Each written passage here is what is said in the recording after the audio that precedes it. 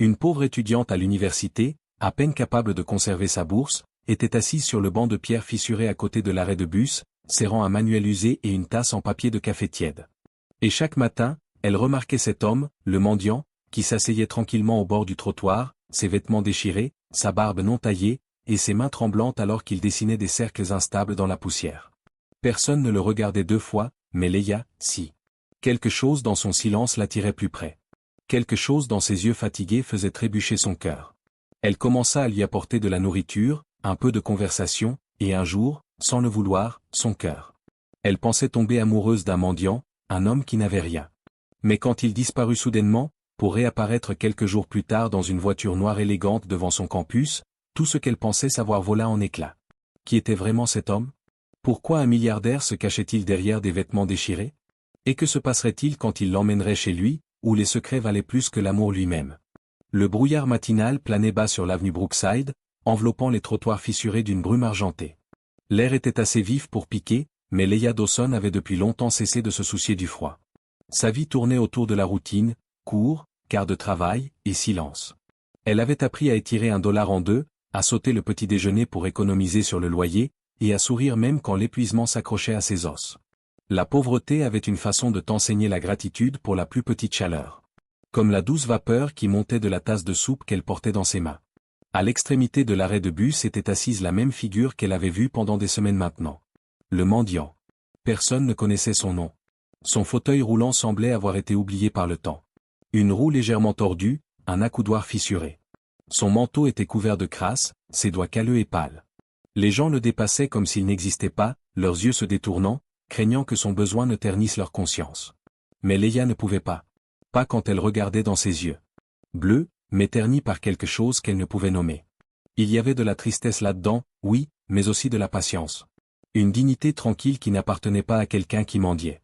Ça n'avait aucun sens. Il ne demandait jamais d'argent, ne parlait jamais à moins qu'on ne lui parle, n'étendait même jamais la main. Il s'asseyait simplement, comme s'il attendait quelque chose qui ne viendrait pas. Elle lui tendit la tasse. De la soupe encore, dit-elle doucement. Pas grand-chose, mais c'est chaud. Il leva lentement les yeux, ses lèvres tremblant en un faible sourire. Merci, murmura-t-il. Sa voix était rauque, mais gentille, le genre de voix qui portait de la chaleur même dans des syllabes brisées. Leïa sourit en retour. Vous dites toujours ça comme si ça signifiait plus que ça ne devrait. Ça le fait, chuchota-t-il. La gentillesse est rare.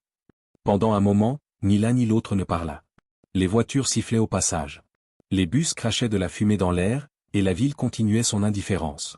Leïa s'assit sur le bord du trottoir à côté de lui, serrant ses genoux, et se demanda pourquoi la présence d'un étranger se sentait plus sûre que la plupart des gens qu'elle connaissait. Elle ne savait pas que derrière son visage non rasé et ses vêtements en lambeaux se cachait un secret plus grand que son monde ne pouvait l'imaginer. Son esprit dérivait souvent vers son passé et vers les mains usées de sa mère pliant le linge tard dans la nuit, vers le départ silencieux de son père quand les factures dépassaient l'espoir. Elle s'était promis de briser le cycle, de terminer l'université, de devenir quelqu'un qui n'avait pas à compter les pièces avant d'acheter du pain. Mais l'Atli, même les rêves semblaient un luxe qu'elle ne pouvait pas s'offrir point. « Pourquoi venez-vous toujours ici ?» demanda-t-elle un jour, brisant le silence.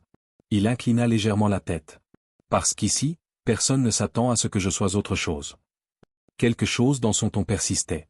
Trop lourd, trop réfléchi pour un homme vivant dans la rue. Leïa fronça les sourcils. « Vous parlez comme si vous aviez été quelqu'un d'autre. » « Peut-être que je l'étais, dit-il, son regard distant. Peut-être que je le suis encore. » Elle rit doucement, pensant qu'il la taquinait. Mais il ne rit pas en retour.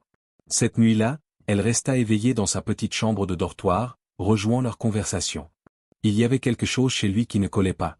Ses mains, pas les mains d'un homme qui avait vécu longtemps dans la rue. Sa posture, droite, contrôlée, presque disciplinée. Même son silence portait un but, comme quelqu'un habitué à écouter plus qu'à parler. Pourtant, elle ne pouvait pas arrêter de revenir. Jour après jour, elle lui apportait des restes, du café, parfois juste de la compagnie. Il parlait de tout sauf d'eux-mêmes.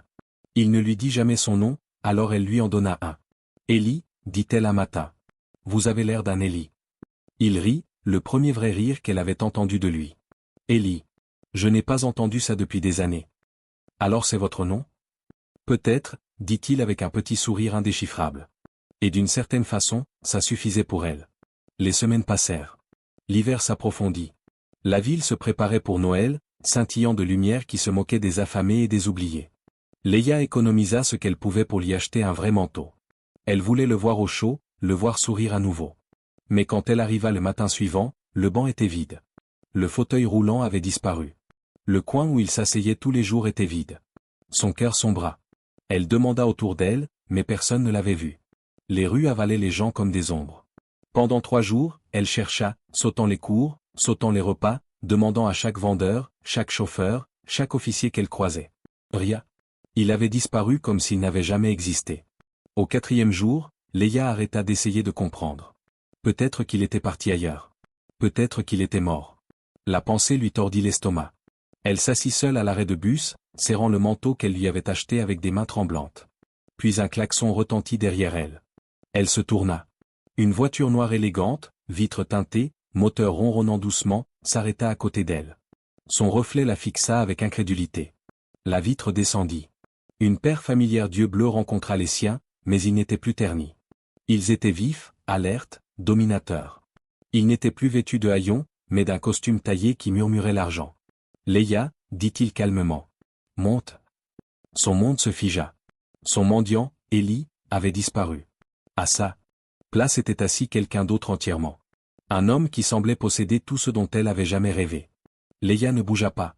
Le vent froid effleura ses cheveux sur son visage alors qu'elle se tenait figée au bord du trottoir, fixant l'homme qui était à la fois familier et impossible.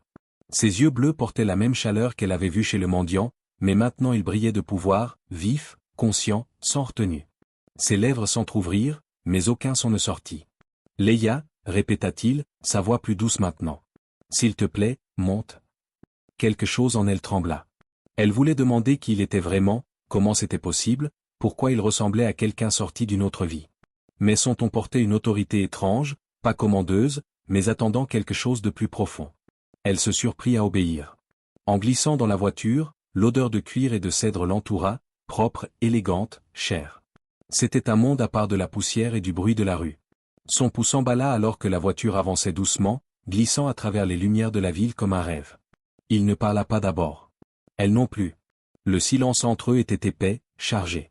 Enfin, elle se tourna vers lui. « Qui es-tu » Il garda les yeux sur la route. « Quelqu'un qui avait oublié qui il était jusqu'à ce que tu me le rappelles. » Ce n'est pas une réponse. Il expira. « Je m'appelle Elias Ward. » Le nom frappa quelque chose. Une vague reconnaissance. Leia fronça les sourcils. « Ce nom me semble familier. » Il devrait, dit-il calmement. « Ma famille possède Ward Industries. » Ses yeux s'écarquillèrent. Ward Industries, l'une des plus grandes entreprises privées de l'État. Elle avait vu le nom imprimé sur des chantiers de construction, des gratte-ciel, même sur le fonds de bourse qui payait partiellement ses frais de scolarité.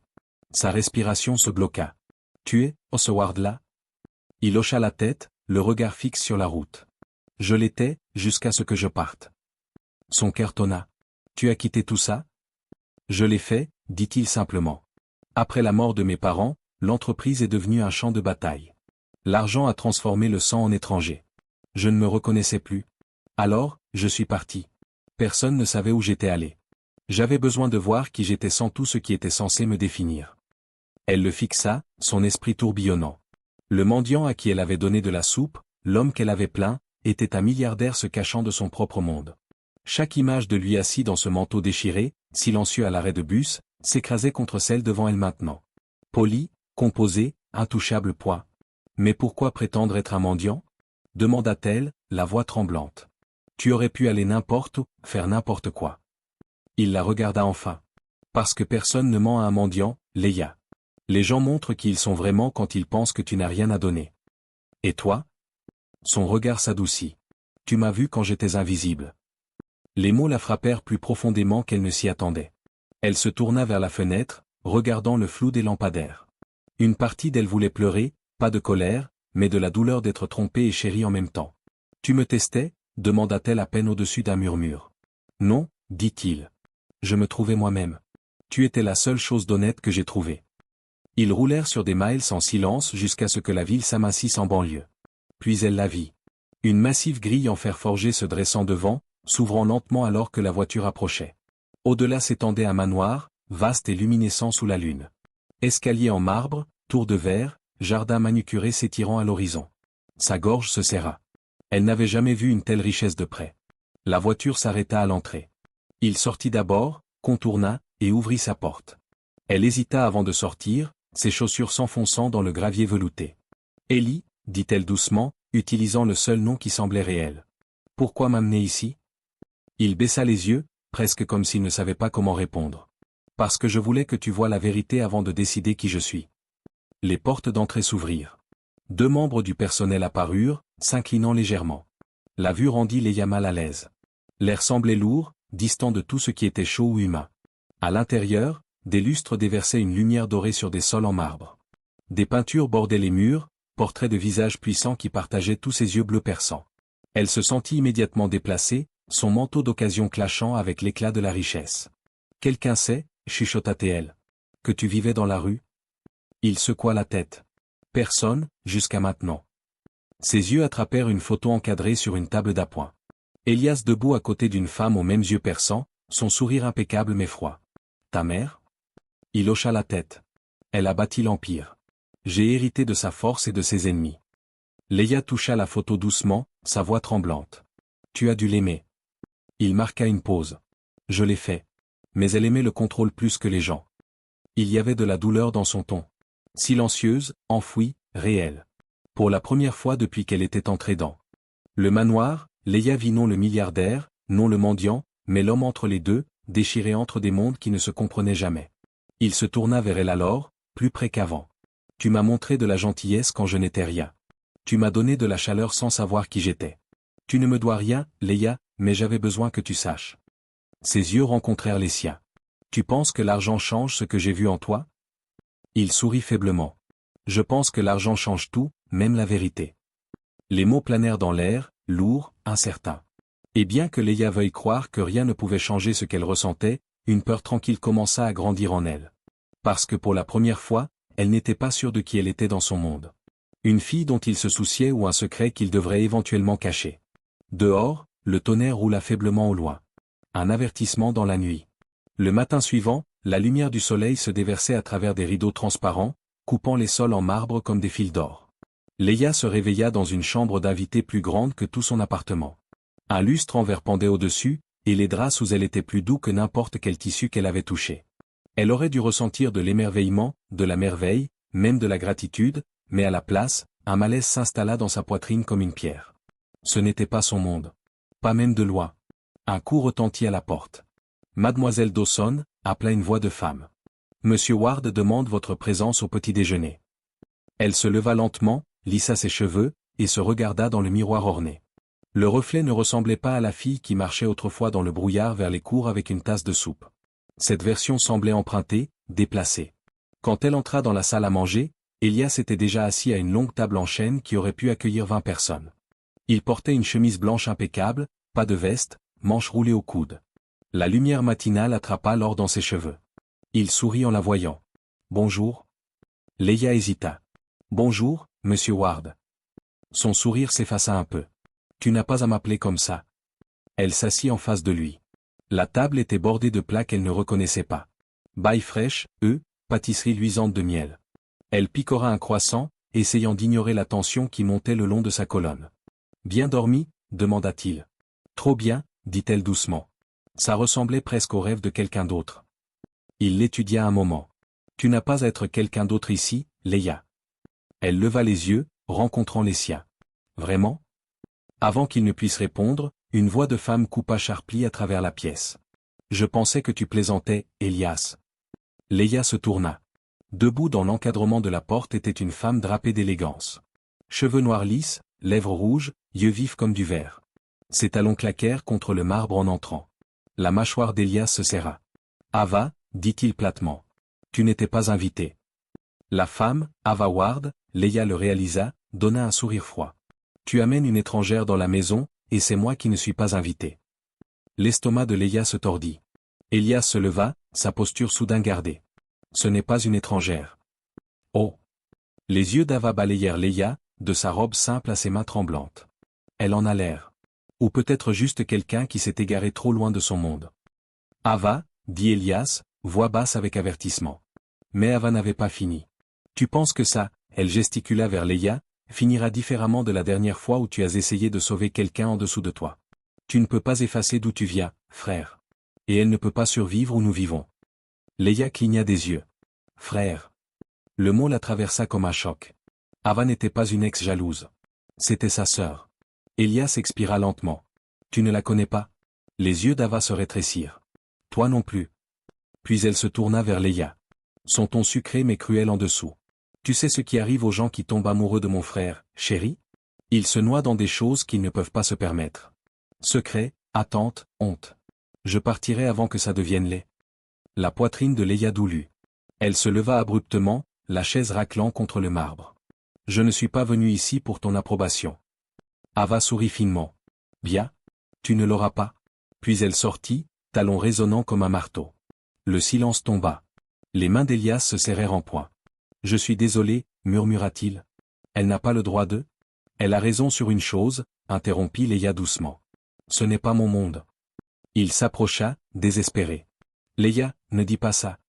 Ses yeux brillaient de conflit. J'ai passé toute ma vie à essayer d'échapper au poids de ne pas avoir assez. Et toi, tu as quitté un monde avec tout parce que c'était trop. Tu vois à quel point c'est à l'envers? Elias la regarda, les mots lui manquant. Elle se tourna, marchant vers la fenêtre où le jardin s'étendait endlessement en bas. Des ouvriers taillaient des roses, des fontaines scintillaient. C'était breathtaking et suffocant point. Tu as vécu comme un mendiant pour te sentir humain à nouveau, dit-elle. Mais je pense que tu as oublié. Des gens comme moi vivent comme ça parce que nous n'avons pas le choix. Il ferma les yeux brièvement, la vérité de ses mots coupant profondément. Tu as raison, dit-il enfin. Et je passerai le reste de ma vie à essayer de comprendre ce que ça signifie. Quand elle lui fit face à nouveau, son expression s'adoucit. Tu n'as pas à comprendre, Elias. Juste ne me rends pas partie de ton histoire de rédemption. Il tressaillit. Pas de colère, mais de douleur. Ce n'est pas ce que c'est. Alors qu'est-ce que c'est? Demanda-t-elle, voix tremblante. Qu'est-ce que nous sommes? Il fit un pas plus près, tendant la main. Mais avant qu'il ne puisse parler, un serviteur entra précipitamment. Monsieur, il y a un appel pour vous du conseil. Elias se redressa, son visage se fermant. Je le prends dans le bureau. Alors qu'il partait, le regard de Leia s'attarda sur l'espace vide qu'il avait occupé. Elle voulait le croire, que ce qu'il partageait n'était pas lié à la richesse ou à la pitié, mais les mots d'Ava résonnaient cruellement dans son esprit. Tu ne peux pas survivre où nous vivons. Cette nuit-là, elle se tenait sur le balcon dehors de sa chambre, fixant la lune se déversant sur l'immense domaine. Elle pensa à la soupe qu'elle lui avait autrefois apportée, au silence qu'ils avaient partagé, au confort qui n'avait besoin d'aucune explication. Mais maintenant, tout avait un sens. Trop de sens. Par en bas, elle le vit marcher seul à travers les jardins, téléphone à la main, épaules lourdes. Même de loin, elle pouvait voir le fardeau qu'il portait. La guerre entre qui il était et qui il voulait être. Et bien que son cœur doulût pour lui, une voix tranquille chuchotait en elle. Peut-être que l'amour n'est pas assez quand le monde que tu entres n'était jamais censé t'accueillir. Le vent bruissa les arbres, portant un froid qui ressemblait à un avertissement. Quelque chose arrivait. Quelque chose qui testerait tout ce qu'il venait juste de commencer à comprendre. Le soir suivant, le manoir était vivant de sons, rires, musique, et le cliquetis étouffé de cristal. Du balcon de sa chambre d'invité, Leia regardait le luxe tourbillonner en bas comme un rêve peint en or. Des dizaines d'invités se mêlaient sous des lustres, visages vifs de confiance, mots trempés de charme. Elle se sentait invisible parmi eux, un fantôme en vêtements empruntés. Elias lui avait dit que c'était juste un petit rassemblement familial.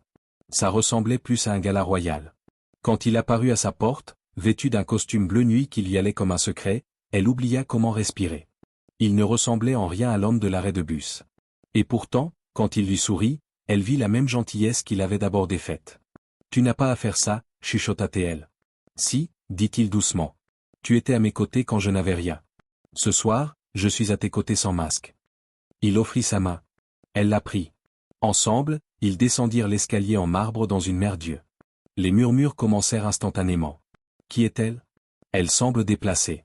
Un autre cas de charité. Leia sentit chaque mot comme du verre contre sa peau. Mais la main d'Elias ne vacilla pas. Il la mena droit à la longue table à manger où un portrait de ses parents défunts planait derrière des bougies en cristal. À la tête était assise Ava, posée comme une reine prête pour la bataille. Eh bien, dit Ava, levant son verre. Le frère prodigue revient, et avec compagnie. Elias ignora la pique. Tout le monde, voici Leia Dawson. Le silence suivit. Leia força un sourire poli, bien que son cœur batte comme le tonnerre. Leia, continua Elias, est la raison pour laquelle je suis rentré à la maison. Les mots frappèrent la pièce comme une étincelle dans du bois sec. La conversation s'arrêta. Quelques invités échangèrent des regards. L'expression d'Ava se figea. La raison, dit Ava lentement. Éclaire-nous. Elias regarda autour de la table. Vous adorez tout ce que cette maison représente. Pouvoir, contrôle, perfection. Mais je me suis perdu dedans. Je suis parti pour me rappeler ce que signifiait être humain. Je l'ai retrouvé. Quand une fille qui n'avait rien à partager sa chaleur avec un homme qu'elle pensait n'être personne. Des halètements ondulèrent. Leia voulait disparaître. Avarie, sharp, sans humour. Alors c'est ça, une performance. Penses-tu qu'amener une étudiante pauvre ici prouvera ta résurrection morale? Ava, dit Elias serré. Oh, arrête. Mais Ava se leva, yeux brillants. Non, frère. Disons-lui la vérité avant que tu ne lui vendes le fantasme. Le sang de Leia se glaça. Quelle vérité? Ava se tourna vers elle, voix douce mais venimeuse. Il n'est pas juste parti, chérie. Il a été forcé de partir après un accident, un qui a tué 2 ouvriers sur un chantier de construction Ward. L'entreprise l'a couvert pour le protéger. Sa culpabilité l'a fait fuir. Le visage d'Elias se vida de couleur. Assez. Mais Ava pressa. Il s'asseyait à cet arrêt de bus parce que c'était en face de l'endroit où c'est arrivé. Chaque matin, il regardait l'endroit où il a détruit des vies. Tu ne l'as pas sauvé, Leia. Tu étais sa pénitence. La pièce tomba dans un silence stupéfait. Leia fixa Elias, essoufflé. C'est vrai? Sa mâchoire trembla. C'était un accident. Les fondations étaient défectueuses. Je ne savais pas. Mais oui, c'est vrai. Des larmes brûlèrent ses yeux. L'homme qu'elle pensait avoir guéri était hanté par quelque chose de bien plus sombre. Ava ricana. Tu vois, frère, même ton histoire de rédemption est bâtie sur des ruines. Elias se tourna vers elle, yeux flamboyants. C'est assez, Ava. Il claqua son verre, le brisant. J'ai fait une erreur et une que je paierai pour le reste de ma vie. Mais n'ose pas l'utiliser pour la tordre. Il fit face à Leia alors, la pièce s'effaçant.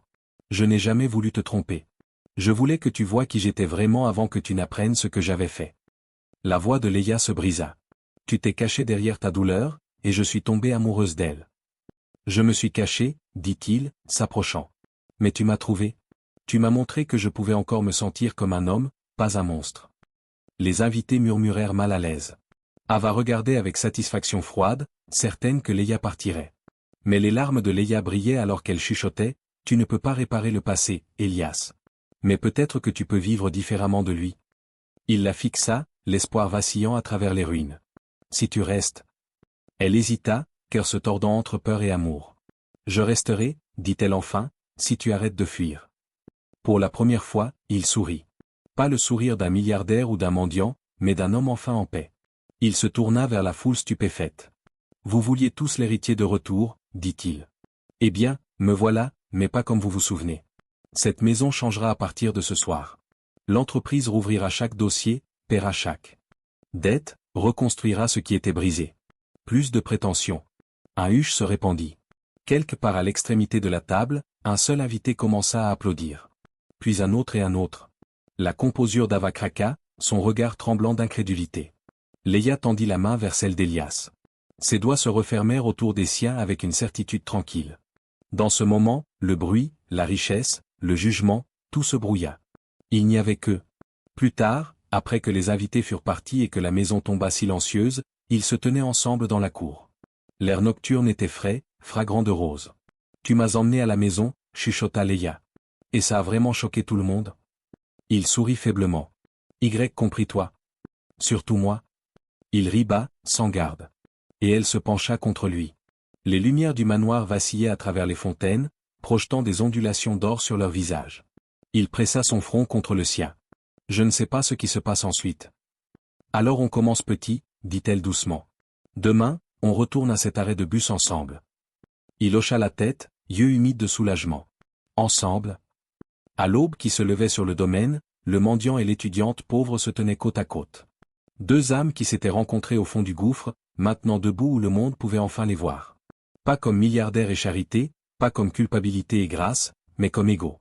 Et quelque part au fond de la grande maison résonnante, Ava regardait de la fenêtre, son reflet pris entre envie et admiration.